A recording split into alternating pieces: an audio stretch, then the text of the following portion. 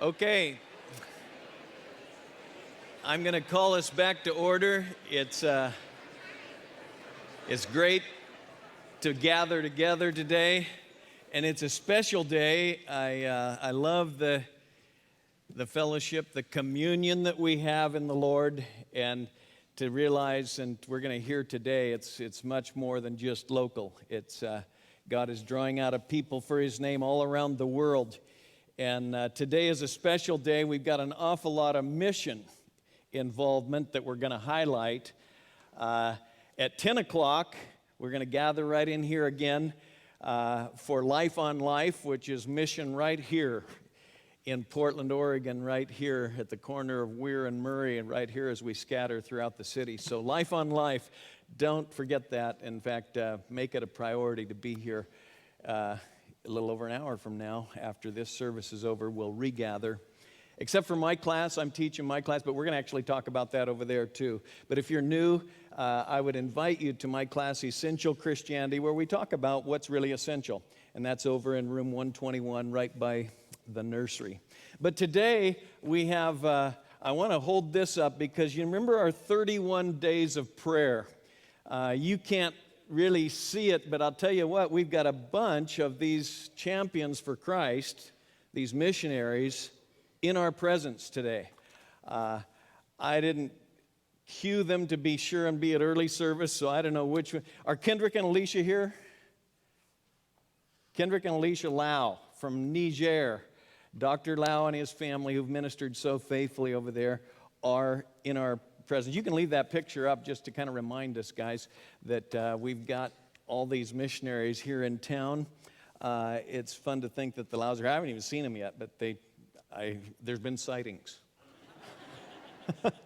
And Robbie Myers is here. Is Robbie here? None of these missionaries come to church, but they'll be at the late service, and but anyway, Robbie ministers in Russia. Eric and Jennifer Nyborg with Northwest Sports Outreach. Are you guys here? There they are. Stand up. Eric and Jennifer, they come to church. Stay standing, you guys. Don and Beth Jones, are you guys here? They'll be at second service because I always see them right over there. But, they minister with many of you to Iraqi refugees and Arab world refugees right here in Portland. It's exciting to think of what's going on there. Paul and Linda Williams with Wycliffe, you guys here? Okay. You should come to late service. No, don't. We're especially grateful to have Reverend Titus Turaki here. Titus, stand up, from Nigeria.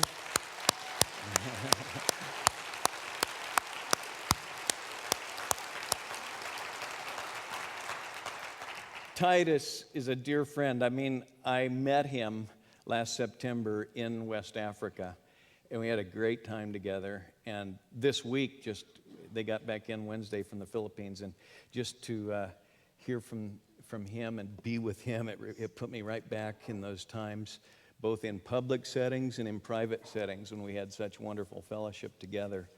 And Titus is a man that the words that Paul wrote about Epaphroditus come to my mind. Hold men like him in high esteem. For he came close to death for the sake of the gospel, for the sake of the ministry. And he's in Nigeria, which if you're anywhere up to speed with what's going on in the world, Nigeria is a very dangerous place to be a Christ follower. And he has put his life and limb on the line in many different occasions, but God is at work, and we're seeing the Romans Project expand throughout Nigeria, both in the southern region, which is relatively safer, and the northern region, which is, Rick told me just this week that they're pulling SIM missionaries out of the city that Titus was ministering in, where encountered very much violence and that sort of thing. So anyway, great to have you with us, Titus. We're going to hear from Titus in just a minute.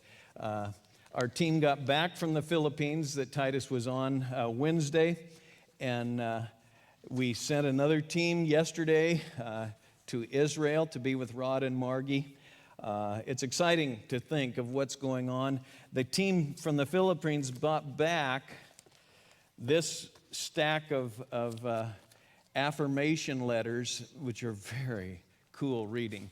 And I think we'll probably try to get these on the website or something so that you can read these, because these are affirmations of what reading Romans 20 times and participating in the Romans Project, copying it out by hand, what that's meant in the lives of these who are already affirming, because we've sown some seed before we got there. There's this many affirmations. I don't know, there's about 40 or 50 in here of people who've already completed, pastors who have already completed the project and have their MP3 player. So we'll hear more about that. In fact, I just want you to be aware of that. You know, we've been asking that you give to this. And, you know, we felt that these nations are asking. 10 nations want us to come, and we would love to expand into the 10. We're in 8 nations now with thousands involved, but it costs money. And we asked for $25,000 to open the Philippines, and Mike will be telling us a little bit about that. But I just want to say thank you, because $93,000 has been given. And we're very, very thankful for that. And that will definitely help us start to, we're going to open Tanzania this year already, the plans are. And I hope we can open all 10 countries. So keep praying, keep giving. But thank you so much. It is very much humbling for me to just think of how, I would say, praise the Lord, you know, that He has moved on our hearts to give in just a short few weeks here in that way, and I wanted to thank you. And then we're thrilled to have Rick Calenberg. Rick is here, Carol is not, but they're a team, I'll tell you what. And Rick is our international coordinator and director of all that's happening. Rick, come on up here. Rick is overseeing and key player in all this, and I just want you, Rick, to bring greetings and tell us about the Romans Project. Thanks brother. It's great to be back at Southwest Bible and to give a report. I'm actually here to hear what you're going to hear today, the report from the Philippines. But we want to just give you that overview of what the Lord's doing. It's amazing how things are growing. We started about 3 years ago when John Corey had this vision, and we started there in Liberia, and things really developed there, and Pastor Momo took over and really has done a fantastic job continuing to get into every one of the counties, which are the way that Liberia is kind of organized. From there, we went over to Nigeria, and you're going to hear from Titus today. And then other countries in West Africa developed. Sierra Leone, I talked to Daniel Toure in Sierra Leone this morning. He's got 3 conferences planned, and things are growing in Sierra Leone. Ghana was another country that we went to, and we were there just this last few months ago. Then we moved over to East Africa, and we started in Ethiopia, Uganda, Kenya, and this summer, Lord willing, I'll be going to Tanzania, and we're going to launch the new ministry there in Tanzania. The Lord's given us some wonderful partners to work with, and we're going to kind of confirm a memorandum of understanding for the partnership, and we believe that things are going to take off in Tanzania. Eventually, we hope to go to Southern Africa, but you know what? We're already going to Asia. The door was open there in Philippines, and our team went, and we're going to hear the report today. And so we are excited about moving into Asia. And while they were there, as you will hear, they made contacts with thousands who were actually at another conference that was there. And you'll hear more about how we were able to promote the Romans Project there. So the world is our doorstep there, ready for us to go. And we're going to follow as the Lord opens each door. So Tanzania this summer, Philippines has opened 2 new countries this year. And we hope to move into 8 other new countries in the next year and a half. Thank you for your support and your prayers. We're excited, and we believe the Lord's in this, and we're going to just watch Him work, and we're going to kind of hold on for dear life and just see what happens. Thank you so much.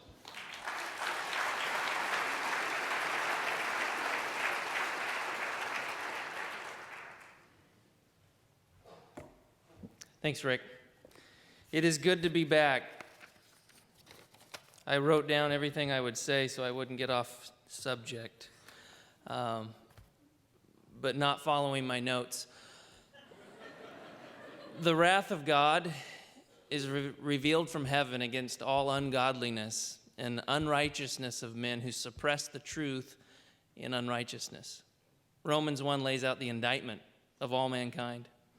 And when we stop to consider the wrath of God is upon each one of us, that's a very real thing, that the wrath of God would come upon each of us as sons and daughters of disobedience, apart from a scandalous and rebellious rescue mission by God himself, who would intervene into all of mankind and human history to bring his son to die on the cross as the satisfaction for the very wrath of God, that we might become sons and daughters of a king. That's the message of Romans, as short as I could get it off the cuff. It's the message that we preach here. It's the message we believe here. It's the reason we go to these neighborhoods, because we're convinced that the wrath of God is coming down upon people, and the only answer for that is an answer that only God can provide. You can't live a better life. You can't do better things. You must receive a free gift that God offers, and it's in Jesus Christ. That's the message of the gospel. It's a beautiful message of Romans. The privilege that we had as a team to take that message, to proclaim that message, not just to 3 churches, but to many pastors from many provinces, and just to enjoy together. It's not they haven't heard the gospel. It's not that I haven't heard the gospel, and it's not that you necessarily haven't heard the gospel, but it's to enjoy the gospel. It's to be reminded of the power of the gospel, to remind us not to be ashamed of the gospel, and then to enjoy what it is to enjoy the gospel. So on behalf of, I'll say thank you on behalf of our team. It was quite an eclectic group. You had a Northwest youth pastor who's well past his expiration date. You had a Nigerian statesman who's a trainer, a minister, a discipler, and a preacher. You had a doctor and an elder. You had Chris Fouts. I don't know how to categorize Chris. He calls himself the white Filipino, and so we'll leave it at that. And then Ed Miranda, we called the real Filipino. And then you had a college student documenting the whole thing. So we're working on a TV show with HGTV to release some of the material. But on behalf of that team, on behalf of the Romans Project, on behalf of the Philippines and all those, I bring you greetings. I bring you thanks for sending us. God answered prayer. If you were praying, it was obvious. He was doing amazing things. I hope to just give a quick report. I have to stick to my notes. Too many things happened. I left part of my heart in a foreign country, and I haven't done that before, so it's very awkward for me. If you send me one more time, you might lose me. That's what I kept warning them. But the financial support, the prayers, it was all answered prayer. And thanks for joining what we believe to be a God-given vision to challenge pastors around the world. We believe it's a global challenge that we're facing right now, that we're partnering in right now, and that we're getting excited about right now, to read the book of Romans, to copy it out, and to preach God's word faithfully and accurately. And we saw that door open in the Philippines. We experienced your partnership in that ministry for 2 weeks. We were all there together, not physically, but in spirit, in giving, and in prayer, and it was incredible. Our trip basically consisted of putting on 3 of these Romans Project conferences. Our veteran Titus has done over 20 in his home country, and none of us had experienced one before. So we were to put on 3 of these Romans Project conferences and then attend the Global Discipleship Congress that was taking place in Manila. And I'll call that the GDC. I'll start there because that was a gathering of 10,000 people from 70 countries that were coming together for this. And this wasn't just a downtime where we were able to receive wonderful challenge, wonderful teaching. It was that. But as soon as they announced that there were 70 countries in attendance, Chris Fouts disappeared from his chair. And he began working a crowd, and he was working the entire room. I've never witnessed a man successfully work a room of 10,000 people. But I am confident that no one left there without having some kind of understanding about what the Romans Project is and how they could bring it to their country. In fact, one of the wonderful things about the Philippines, I sent a text asking if we could get some business cards printed. We didn't have anything to give people. Just needed the Romans Project address and some information about it. Within 6 hours, we had 200 business cards that I'm sure Chris got rid of in 2 minutes. But everyone was able to receive some type of information. And so it was just a wonderful contact time. Chris has an entire list of all the people he prayed with and made contact with, and he's already had several follow-up emails with these different countries and contacts. So that was a great part of these conferences. And so as we opened up for the first time the Romans Project conferences to the Philippines, it was a wider audience than just pastors. In fact, you'll see that's the picture of our first conference there at SBCC, Sampolic Bible Christian Community Church. That's one of the planning times. I'm speaking with my hands, if you believe it or not. And it was the SBCC we've partnered with before and sent teams before, and that was our first conference. Go back to the group photo. 99 people attended. We couldn't get it to 100. I tried. It was 99. 30 people completed the Romans Project and received their MP3 player in a really cool presentation at the end of the time. And the second conference we held was in Cavite. Can you bring up the second group photo in the list? I'm not sure of the number. We went to Cavite where 68 people attended. 12 received MP3 players. That's the last one. Can you do the other group photo? There's Cavite. And so that was the 68 attending. And then flip back to that last group photo. We were in Mindoro for our final conference. 71 attended. There was only one player given out. But this was the conference we were most excited about.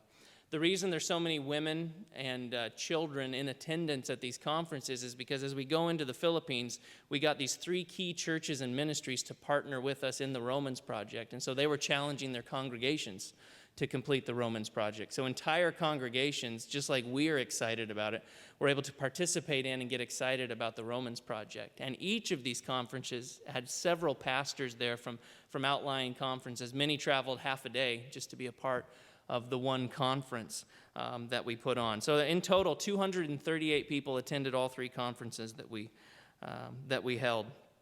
And since it was the first time in there, we have no official coordinator for the Philippines. And so we weren't able to lay the groundwork ahead of time to challenge pastors to complete the project coming into it. But the real answer to prayer came in how well received the project was. Because you just don't know. Will people feel that we're being condescending? It's like they've read the book of Romans. You don't necessarily need this in our country. Who are you to come in and start telling us how to minister? But it was incredibly well received. Many of the pastors in attendance became excited about completing the Romans Project, and many signed up to complete it in the next 3 months. And as the day progressed, most have taken up that challenge. And beyond that, most showed excitement in getting other pastors in their communities involved in this. And we kept hearing the same thing over and over. Pastors would come up and be like, what would it cost for us to host this in our province or in our area? How could we get the Romans Project Conference to come to our area? And so everyone wanted to know when we were coming back, when they could host a conference. And that was an amazing answer to prayer, because that's what we were hoping would happen. If this is a God-given vision and a God-given movement, then God's going to move in hearts, and that's going to spread, like it spread through our congregation, spread through Africa, and now through the Philippines. And we actually have at least 6 confirmed and viable locations with excited pastors to host that. The one thing we discovered about Filipino culture that they have been able to overcome, which we still struggle with sometimes, is that there are communities of pastors that get together to pray together that transcends denominations and a lack of competition within the local churches, to where you can go into a province and there's already a gathering of pastors ready to be reached. That's what we were able to do in Mindoro. We held it on a neutral site, invited all these pastors to come, and many came. And so they're already meeting regularly, and we just jump in and join together. Go ahead and go through the slides. I'll kind of explain what we were showing there. That was our first planning session. Session 1. That's the pastors of SBCC, all of us there, me and Titus outside the building. There's the Cavite group. You can stop there. That's me and Pastor Ruel. He told me at lunch at Cavite, he said I wasn't going to come. I'd signed up, and then this morning I just didn't want to come. I didn't think, why would I need this conference? And he said, this has been the best day beyond what I could have hoped for. And he said, this is exactly what I needed. This is exactly what we all needed, and you guys need to do more of these. And if I can be a help in that, I would love to do that. And so those are the types of stories, actual pastors with a heart for it. So Pastor Ruel, keep going. And this is also Pastor Ruel, spelled differently. One of the fun things about the Filipino language is you try and grasp it. This is Pastor Ruel. No, it's Ruel. I said Ruel. No, it's Ruel. Okay. Well, Pastor R. This is one of the guys at Cavite. He lives on the campus there where we hosted it. Just a wonderful heart for the Romans Project, completing the Romans Project, and seeing how we could bring this to more and more of the pastors in the area. You can keep going.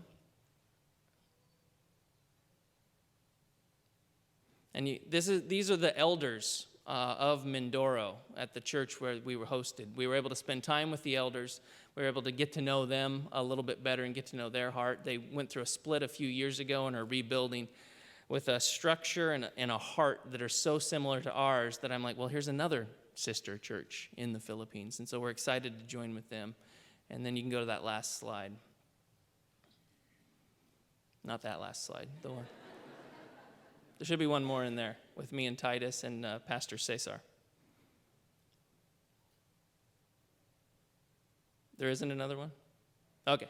Well, there is one. Pastor Cesar was the exciting point to all of this. A man of vision who's well connected throughout the Philippines. 5 years ago, he quit a government job due to corruption and has now become pastoring the church in Mindoro. He's connected throughout the country. He has a vision. He has a passion and a vision for the Romans Project that we saw grow as the conference was held there in Mindoro. We are very excited about Pastor Cesar. If you're going to focus your prayers on one man, I would say focus in on him, because he may be the key to unlocking all that goes on in the Philippines. So we're excited about the continuing possibilities, the long-term partnership that could mean.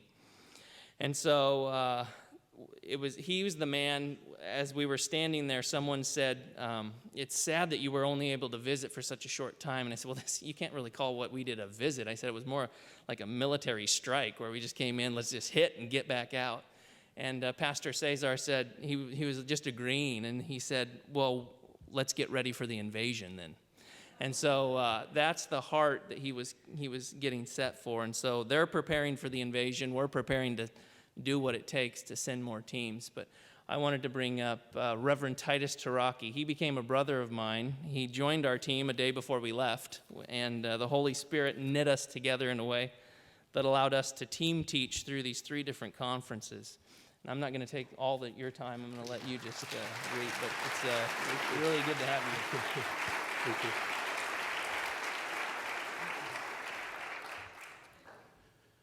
I bring greetings from Nigeria, from Philippines at the same time.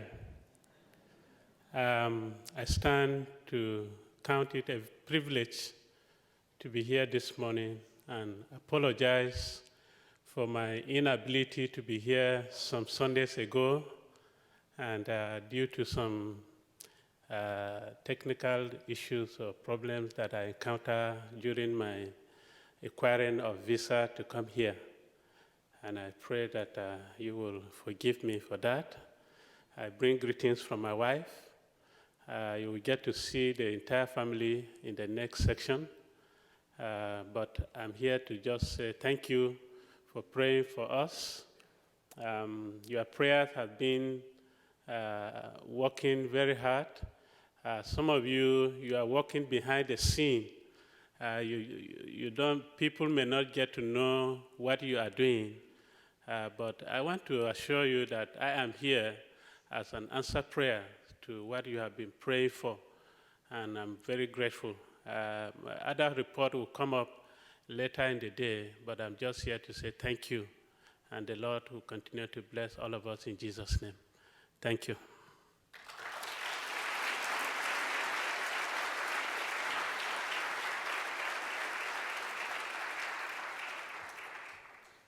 The conference at SBCC was on a Saturday. We wrapped up Saturday night, and then we were able to be at church with them Sunday morning.